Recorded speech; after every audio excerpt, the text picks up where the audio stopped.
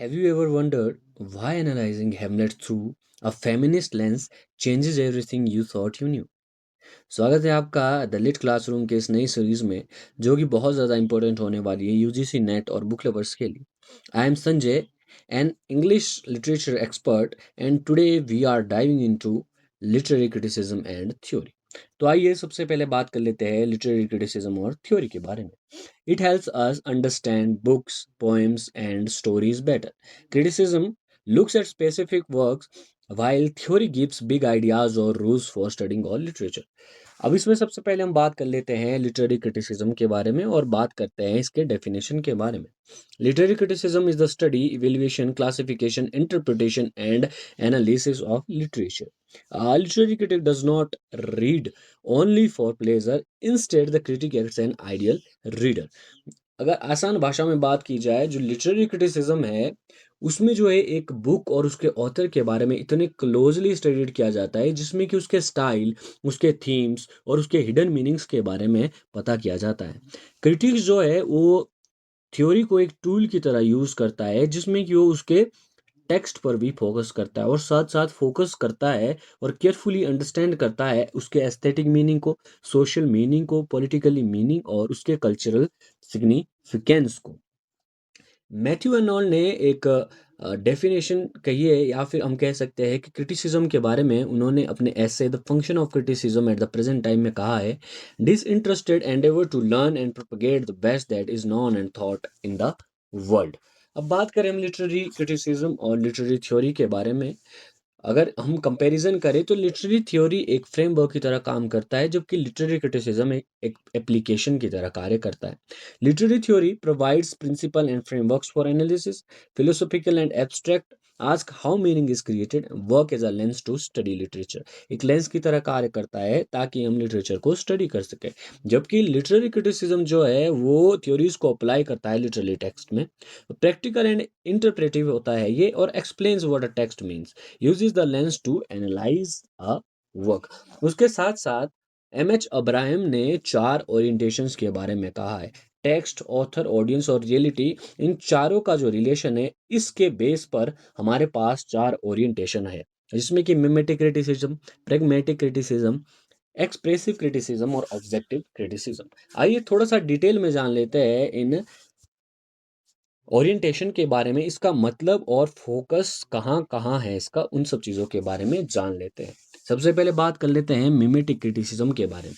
Mimetic criticism का मतलब है जहाँ पर लिटरेचर वास्तविकता की तरह दर्शाया जाता है। इसमें मेनली जो फोकस किया जाता है सोसाइटी पर, रियल लाइफ में और ह्यूमन बिहेवियर पर फोकस किया जाता है। इसका एक अच्छा एग्जांपल है hard times reflects industrial society and poverty. बात कर लेते हैं प्रेगमेटिक क्रिटिसिज्म की। इसमें जो है लिटरेचर है वो रीडर्स को अफेक्ट करता है और इसका मेनली जो फोकस होता है मॉरल टीचिंग पर, परसुएशन और इमोशंस पे होता है। Paradise Lost aims to justify the ways of God to man, ये इसका एक अच्छा एग्जांपल है। एक्सप्रेसिव क्रिटिसिज्म, इसमें जो है लिटरेचर ऑथर के इमोशन और इमेजिनेशंस को एक्सप्रेस करता है और इसका ज़्यादा फोकस जो रहता है वो ऑथर की फीलिंग और एक्सपीरियंस पर रहता है। जैसे the prelude reflects Wordsworth love of nature and personal growth. जो प्रिल्यूड है उसमें वर्ड्सवर्थ के जो नेचर के लिए प्यार है और उसके पर्सनल ग्रोथ के लिए जो है ये इसका बेस्ट एग्जांपल रहता है। ऑब्जेक्टिव क्रिटिसिज्म, इसमें टेक्स्ट अपना इंडिपेंडेंट रहता है और सेल्फ सफिशिएंट होता है। इसमें फोकस करते हैं स्ट्रक्चर पर, इमेजरी, सिंबोलिज्म और आयरनी पर। इसका एक अच्छा उदाहरण है the wasteland analyse through imagery and fragmentation. अब बात करते हैं प्रैक्टिकल एप्लीकेशन की जी। लिटरेरी क्रिटिसिज्म जो है वो तब प्रैक्टिकल होता है जब हम अ, कोई रिव्यू लिखते हैं, एसेज लिखते हैं या फिर एनालाइज करते हैं किसी इंडिविजुअल के वर्क को। जबकि लिटरेरी थ्योरी अप्लाई तब होता है जब हम किसी कल्चरल और आइडियोलॉजिकल इम्प्लीकेशंस के बारे में एक बहुत बड़े रूप में बात करते हैं। अब हम बात कर लेते हैं मेजर टाइप्स और स्कूल्स के बारे में जो कि लिटरेरी क्रिटिसिज्म से संबंधित है। वैसे तो ये 18 है, इन्हें इस वीडियो में डिस्कस कर पाना बहुत ज़्यादा मुश्किल है, लेकिन मैं आपको थोड़ा सा आउटलाइन और आइडिया ज़रूर दे दूंगा इनके बारे में। बाकी हम इसे बहुत ज़्यादा थोरोली करेंगे आने वाली हमारी नेक्स्ट वीडियो में। तो बात कर लेते हैं सबसे पहले फॉर्मलिज्म या फिर न्यू क्रिटिसिज्म के बारे में। इस तरह की अप्रोच है उसमें जो है उसके टेक्स्ट पर ज़्यादा फोकस किया जाता है और इसमें स्ट्रक्चर, इमेजरी, आइनरी, पैराडॉक्स, सिंबलिज्म, लैंग्वेज के ऊपर जो है ज़्यादा जो है फोकस किया जाता है और इसके बारे में ज़्यादा स्टडीज किया जाता है। It ignores the author's biography and readers emotion. और इसका एक अच्छा एग्जांपल है the road not taken, Robert Frost के द्वारा एक बहुत सुंदर कविता और छोटी सी कविता जो है इसका बहुत अच्छा एक उदाहरण है। दूसरे में बात करें साइको एनालिटिक या फिर साइकोलॉजिकल क्रिटिसिज्म, ये जो है सिगमंड फ्रायड और कार्ल जंग की थ्योरीज पर बेस्ड है। और इस क्रिटिसिज्म में हम स्टडी करते हैं unconscious mind, hidden desires, depression, dreams, emotion and archetypes के बारे में। और इसका एक अच्छा उदाहरण है शेक्सपियर का हेमलेट। उसके बाद हमारे पास मार्क्सिस्ट सोशियोलॉजिकल क्रिटिसिज्म आता है।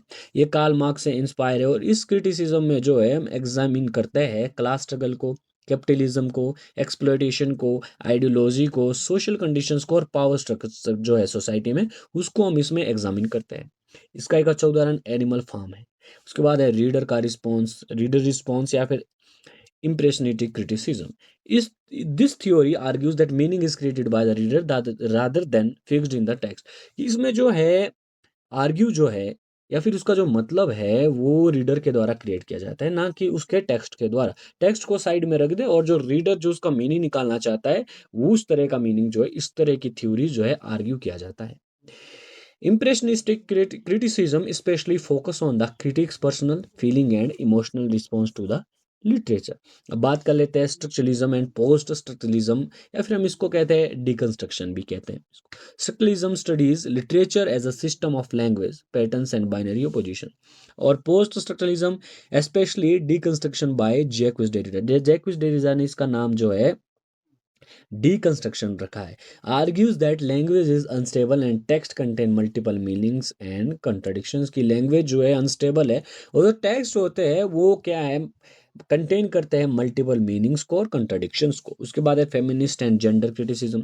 इसमें जो है पैट्रियार्की, जेंडर इन इक्वलिटी और वुमेन्स के ऑपरेशंस जो है इसके बारे में ज़्यादा जो है एग्जामिन किया जाता है। और जेंडर का रोल जो है वो किस तरीके से लिटरेचर में उसको दिखाया गया उसके बारे में ज़्यादा बात की जाती है। It also studies how gender identities are socially constructed. और इसका एक अच्छा एग्जाम्पल है a room of one's own.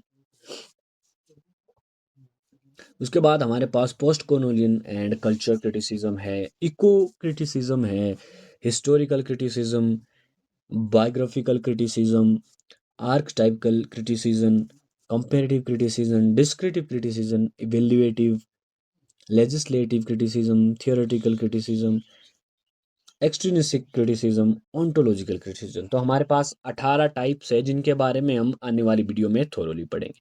जो नेक्स्ट वीडियो है वो सोक्रेट्स पर आने वाली है और उस वीडियो के लिए आप बिल्कुल तैयार रहिए और हमारे चैनल को सब्सक्राइब करके ज़रूर रखिए और साथ ही साथ बेल आइकन भी ज़रूर दबाइए। अगर आपको ये वीडियो अच्छी लगे तो लाइक, कमेंट और शेयर करना ना भूले। आने वाली वीडियो के लिए आप बने रहिए द लेट क्लासरूम के साथ। तब तक के लिए धन्यवाद।